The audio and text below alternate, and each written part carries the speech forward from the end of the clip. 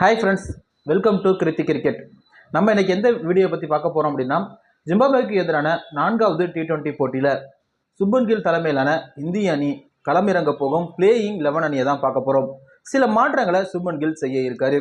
தமிழக வீரரால் 2வது போட்டியிலையும் 3வது போட்டியிலையும் இந்திய அணி அபாரமான வெற்றியை பெறுவதற்கு உறுதுணையாக இருந்தார்.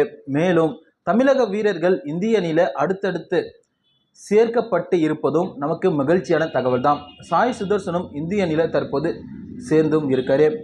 ஜிம்பாப்வேக்கு எதிரான 3 போட்டிகளில் முடிவடைந்த நிலையில் 2 போட்டியில் இந்திய அணி அபாரமான வெற்றியை பெற்றது. அந்த 2 போட்டிகளிலுமே தமிழக வீரர் வாஷிங்டன் சுந்தரோட பந்து வீச்சு அபாரமாக இருந்தது. அவருடைய பந்து வீச்சு சுழல்ல ஜிம்பாப்வே பார்த்தீங்கன்னா சுருண்டதும் குறிப்பிடத்தக்கது.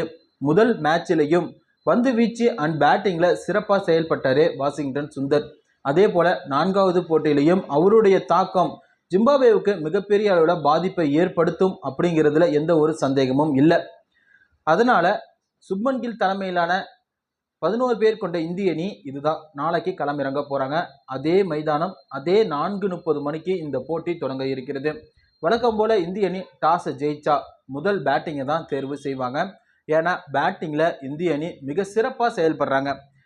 3வது போட்டியில் ஜெய்ஸ்வால், சஞ்சு சாம்சங், சிவம் துபேவுக்கு வாய்ப்பு கொடுக்கப்பட்டது. ஆனால் பேட்டிங்கில் சிவம் துபே களம் இறங்கலை, பவுலிங் மட்டும்தான் வீசினார். ஆனால் அது மோசமான பவுலிங்காக தான் அமைந்தது. அதே போல் அபிஷேக் சர்மாவுக்கும் பவுலிங் கொடுக்கப்பட்டது. அவரும் பார்த்தீங்கன்னா கொஞ்சம் மோசமாக தான் பந்து வீசினார்.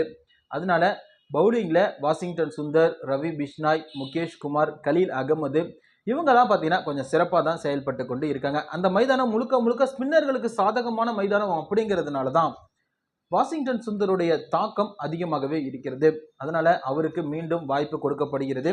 நாளைக்கு சுப்மன் கில் தலைமையில் களமிறங்க போற இந்திய பிளேயிங் 11 அணி இதுதான்.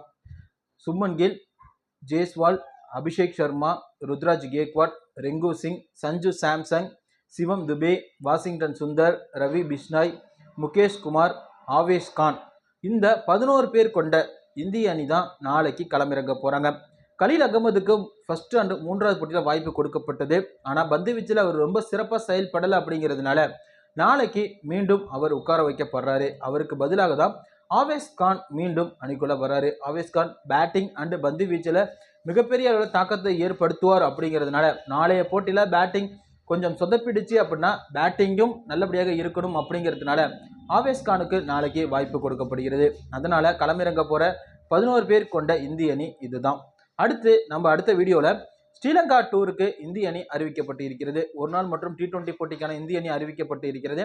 அதை பற்றின முழு வீடியோ தொகுப்பையும் நம்ம அடுத்த வீடியோவில் பார்க்கலாம். தேங்க்யூ.